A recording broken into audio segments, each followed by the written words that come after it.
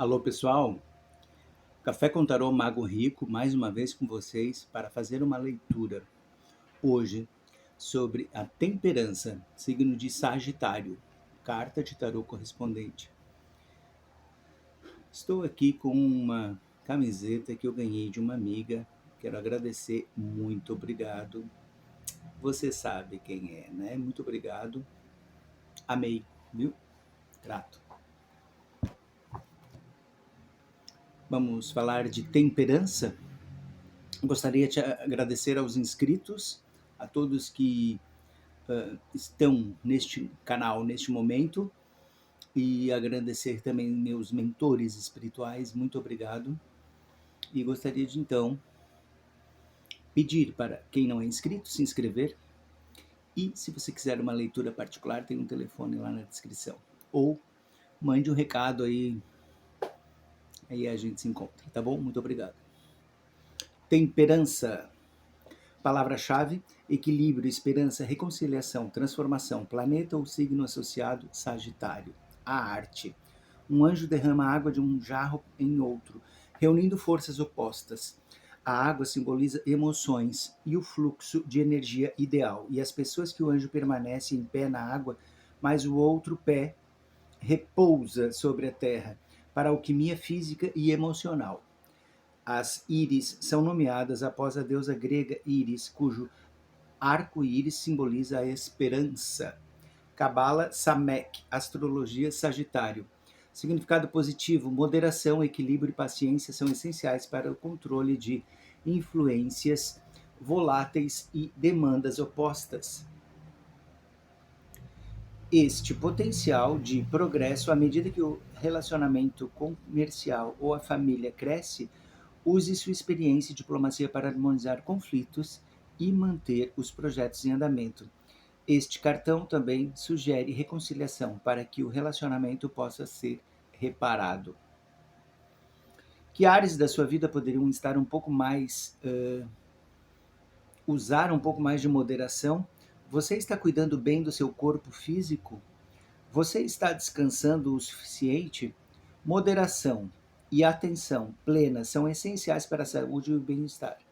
A harmonia é possível quando você toma um tempo para moderar os aspectos materiais e espirituais da vida. Compromisso e cooperação são vitais para você agora. A temperança simboliza o caminho do assentimento espiritual e da alquimia.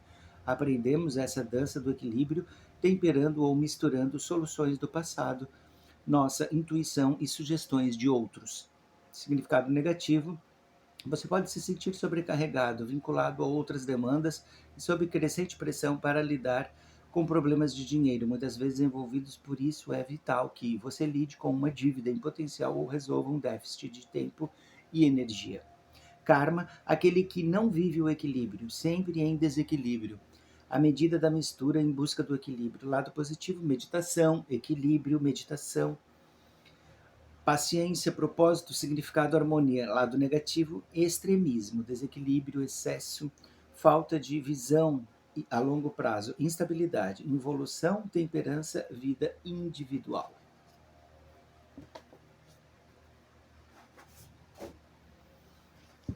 Vamos à temperança.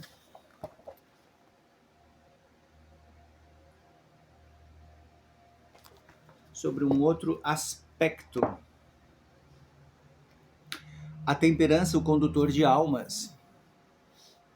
O significado dessa carta não fica muito claro quando buscamos entendê-lo a partir de seu nome. Embora a temperança faça parte das virtudes cardinais, essa palavra está tão desvalorizada no uso moderno da língua que dificilmente associamos valores positivos com moderação nos dias de hoje. Mas, se ao contrário reconhecemos o seu motivo, o símbolo da mistura correta, quando descobrimos o verdadeiro enunciado dessa carta. Muito já se especulou sobre o que o anjo da mistura, e se de fato essa mistura algo como ou apenas o deseja. Mistura algo ou apenas o despeja. Essa última suposição expressaria que as energias que até então fluíam no crescimento externo, agora finalmente são vertidas na direção oposta, para daí em diante provocar o crescimento interior. Nisso está certamente um enunciado essencial da carta, mas é ainda mais importante entender a mistura correta como a expressão do bem-sucedido unificação, um tema fundamental deste último trecho do caminho. Depois que a morte dissolveu os limites que o ego previamente teve que construir, trata-se daqui em diante de unificar o que antes estava separado. Mas a carta também representa a moderação como expressão de uma sensibilidade apurada, indispensável para superar os perigos à espreita no restante da jornada. Esse reconhecimento iniludível do caminho certo é simbolizado pelo condutor de almas que a carta nos mostra como o anjo. Na tradição cristã, é o arcanjo Miguel que assume essa tarefa. Antigas representações o mostram em um motivo que lembra muito a prova no salão de Maat. Um diabo tenta tirar a balança do prumo, mas é impedido por Miguel, e assim a balança e o ser humano recuperam o equilíbrio. Apesar das suas cores claras, a carta mostra um tema do submundo. Os lírios são a chave para essa interpretação. Segundo a tradição grega, eles crescem no submundo, motivo pelo qual o Hades também era chamado de chão de asfodelias, um tipo de lírio. O lírio não traz o nome de Íris, a mensageira dos deuses, mas também é o seu símbolo e o sinal da presença dessa deusa grega com muito conhecimento sobre o submundo. No simbolismo cristão, o lírio da Páscoa equivale à passiflora, e quando contemplamos o trecho de caminho em que nos encontramos, o paralelo com a época de paixão é imenso. As cartas, desde o pendurado 12 até o diabo 15, mostram a Via Crucis de Cristo e sua descida ao inferno em harmonia com o credo cristão que diz: foi crucificado, morto, sepultado, desceu aos infernos. Tanto mais que a Bíblia fala de um anjo no túmulo. O caminho que a carta mostra é o símbolo do caminho estreito, da individuação, de tornar-se si mesmo, o self. Ele salva de volta a luz ao sol, no qual se ocupa uma coroa. Se movimentarmos a carta de um lado para o outro, podemos vê-la na linha pontilhada. Depois da morte do velho rei, o ego, tem início o caminho até o sol, e o coração do novo rei, o self, um motivo que tem sua correlação em todos os contos de fada nos quais o herói se torna rei no final da história. Assim, o caminho do desenvolvimento do ego, da superação do ego, da sexta até a 12ª carta, se torna a autoexperiência e o autodesenvolvimento verdadeiros no mais profundo sentido das palavras, nesse último terço do caminho transpessoal da jornada.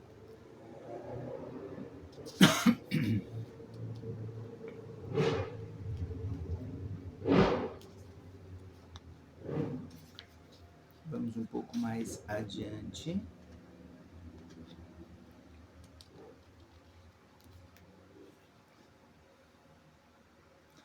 A partir daqui, o que importa é a diferença entre consciência e inconsciência, e nesse sentido, consiste é o que a pessoa percebe como uma voz interior que lhe dá certeza total. Essa vox Dei, voz de Deus, é como muitas vezes chamada, é descrita por Jung como um sussurro interior que nos leva a uma reação verdadeiramente ética. Há um modo de agir que pode colidir com a ideia ou com as leis modernas da moral. O poder explosivo que está implícito é evidente. A temperança, arquétipo, o condutor de almas. Tarefa: aceitar orientação superior.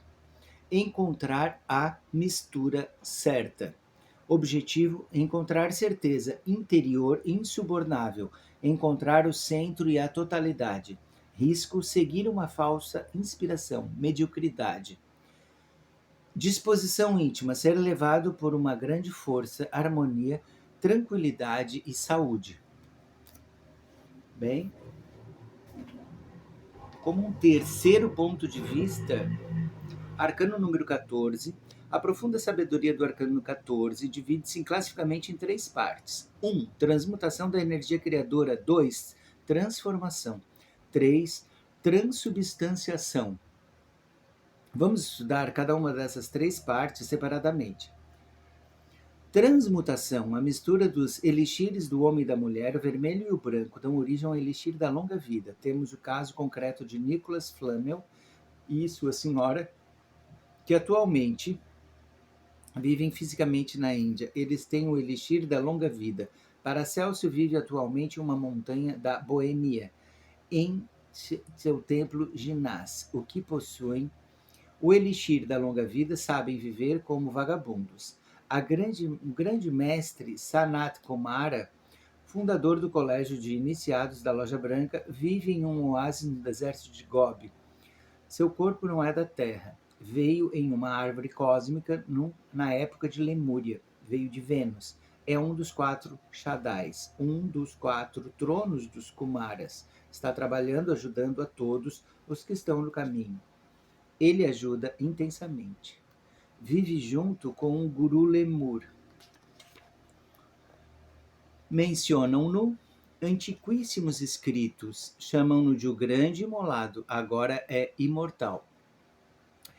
Esse elixir da longa vida é uma substância metafísica elétrica. Quando alguém a recebe, fica depositada no corpo vital. Quem recebe esse elixir tem direito a viver 1000 anos, mas pode prolongar esse tempo. Assim, Sanaka Kumara já vem vivendo 3 bilhões de anos. Para esse elixir, precisa-se da transmutação do fogo sagrado. Transformação. A segunda parte desse arcano 14 refere-se à transformação das energias. Pode-se transformar uma energia em outra, como, por exemplo, o ódio em amor. Existem muitas formas de transformação da energia. Sabe-se na sabedoria esotérica que o iniciado deve se transformar em pássaro, em gavião com cabeça humana, quando dissolve o eu. Com a consciência livre, transformados em pássaros, penetramos no mundo dos mortos em vida. Podemos voar acima dos mares, atravessar montanhas. Precisamos transformar-nos em serpentes de sabedoria ou nagas. Precisamos transformar-nos em crocodilos. Se queremos subir, devemos primeiro submergir-nos no fundo do abismo. Esta é a lei. As 2 vezes nascidos devem transformar-se em verdadeiros defuntos esotéricos de morte mística. Isso é transcendental, pode-se ser adepto, mas antes tem que haver descido e destruído o ego. De outro modo, converte-se em uma Hanasmusen, como duplo centro de gravidade. Um Hanasmusen é algo que fabricou os seus corpos solares, mas que não passou pela morte filosofal dos mestres, polarizando-se em um indivíduo com duplo centro de gravidade. Assim resultam 2 personalidades, uma angélica e outra demoníaca. A isso se chama um aborto de mãe cósmica, um falso projeto. O adepto, após ter vivido todo o karma cósmico da crucificação, tem que passar pela ascensão, tal como a viveu Jesus, tem que fazê-la através dos 9 mundos. 1, Lua, 2, Mercúrio, 3, Vênus, 4, Sol, 5, Marte, 6, Júpiter, 7, Saturno, 8, Urano, 9, Netuno. Após ter vivido o drama, para a dissolução do ego, tem que passar pelos planetas. Transforma-se no crocodilo Sebek para a purificação e eliminação dos diferentes egos, pois, para subir aos seus respectivos céus, há que descer aos infernos atômicos de cada planeta. Os 2 últimos não têm infernos. No inferno da Lua, deixa o corpo de desejos, o astral. Em Mercúrio, deixa o Caim, a mente. E sob o céu, e assim sucessivamente, tem que converter 7 vezes em crocodilo para descer 7 vezes e subir aos céus. Todo esse processo é para libertar-se das leis do sistema solar. Depois, há que liberar-se das leis da galáxia, posteriormente das leis dos universos e transformar-se em uma puríssima flor de lótus, convertendo-se em um cosmocrator, isso é, um senhor criador de universos, e posteriormente sumir e ser absorvido no seio do absoluto. Existem transformações de ordem inferior. Circe transformava os homens em porcos. A lenda diz que Apuleio converteu-se em asno. Se coloca o corpo físico na 4ª dimensão, utilizando os estados ginas pode-se assumir qualquer forma, transformar-se em uma ave, peixe ou no que quiser. Na quarta dimensão, o corpo físico é elástico e pode transformar-se em um animal. Os mantras latinos para a transformação são estes: est, sit, esto, fiat. Só em estado de ginas podemos nos transformar. Transubstanciação. A última ceia do adorável Salvador do mundo data de épocas arcaicas. O grande senhor da Atlântida também a praticou como Jesus Cristo. Esta é a cerimônia de sangue, um pacto de sangue. Os apóstolos trouxeram cada um seu sangue dentro de uma taça e o misturaram depois com sangue real do adorável dentro do cálice da última ceia, o Santo Graal. Assim, os corpos astrais dos apóstolos estão unidos ao astral do Cristo mediante o pacto de sangue. Os apóstolos beberam do sangue contido no cálice, Jesus também bebeu. A Santa Unção Gnóstica está unida à última ceia pelo pacto de sangue. Quando os apóstolos crísticos descem ao pão e ao vinho, esses se convertem de fato na carne e no sangue de Cristo. Este é o mistério da transubstanciação.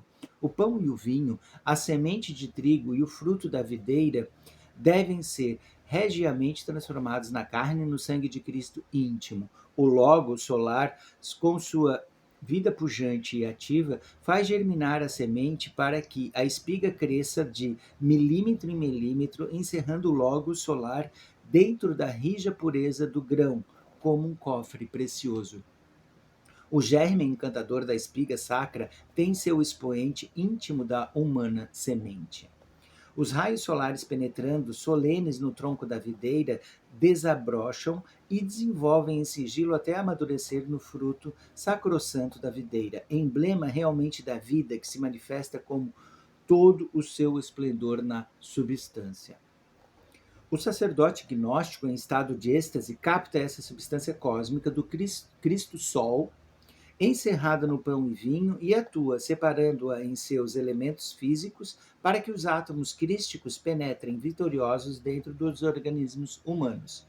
Quando Jesus estabeleceu a escola gnóstica, partiu o pão e disse a todos: Tomai e comei, que este é o meu corpo.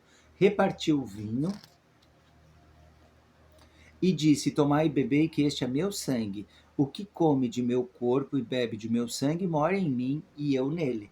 Durante o ritual gnóstico, nos comunicamos com o mundo do Logos solar, com o Ra egípcio, com Tum. Essa palavra é muito importante. 3 aspectos para representar as 3 forças primárias. T, Tum, o Pai, T, o Pai, U, o Filho, M, o Espírito Santo. Este é um mantra poderoso, atrai as forças do Logos para nós. No instante em que se propaga o pão e o vinho, descem os átomos crísticos e se transformam de fato em carne e sangue de Cristo. Isso se consegue por meio de um canal que se abre e se comunica diretamente com o Logos mediante o mantra.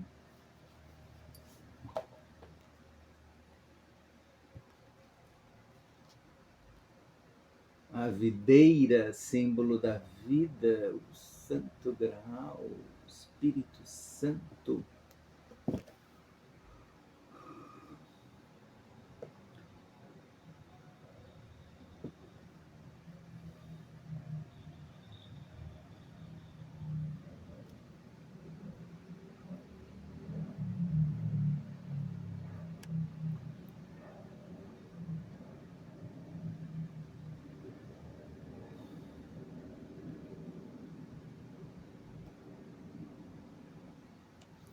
Os raios solares, penetrando solenes no tronco da videira, desabrocham e desenvolvem esse sigilo até amadurecer no fruto sacrossanto da videira.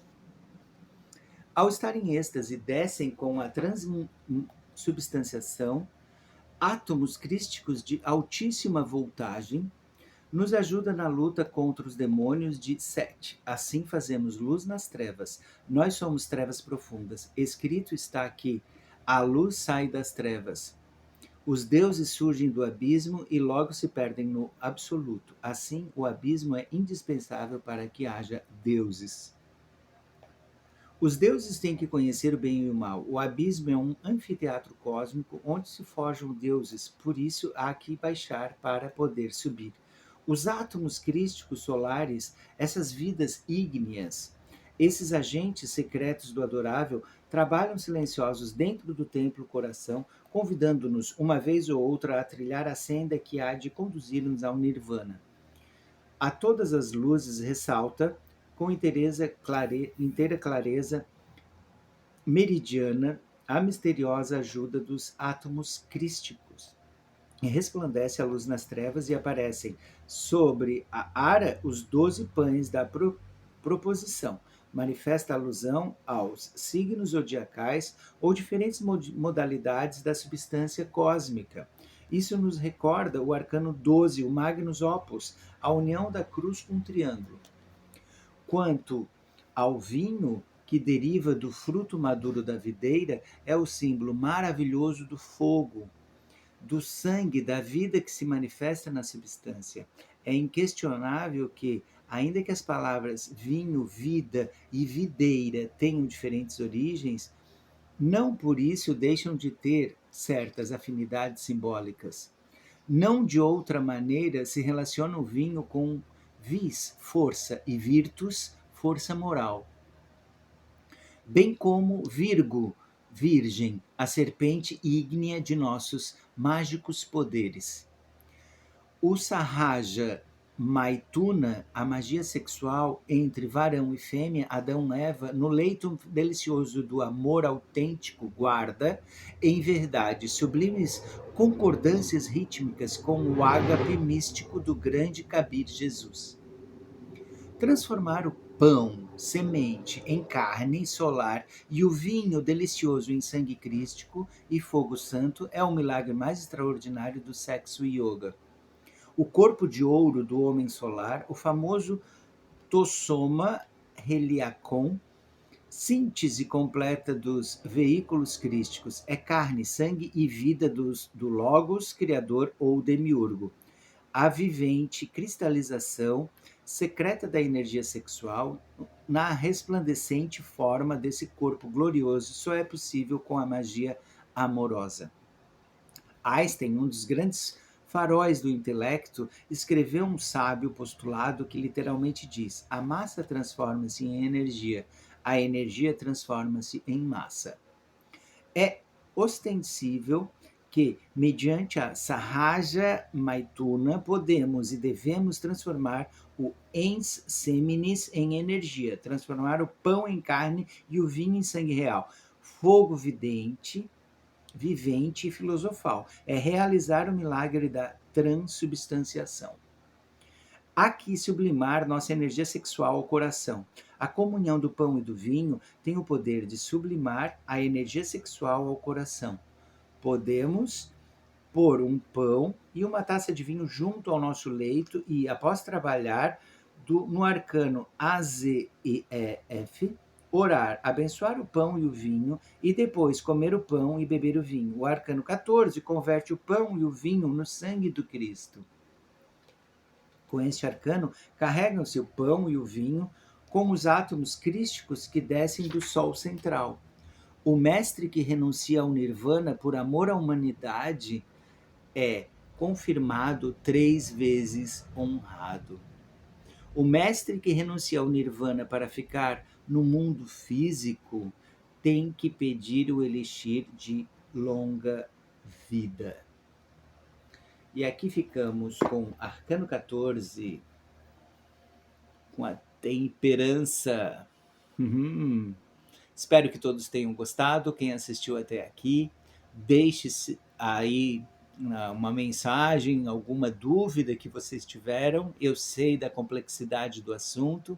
São 3 visões diferentes dessa carta, ou complementares, né? Podemos estudar muito mais. O tarô está aí para isso, para a gente desvendar esses mistérios. Agradeço imenso e até a próxima. Mago Rico no Café com Tarô.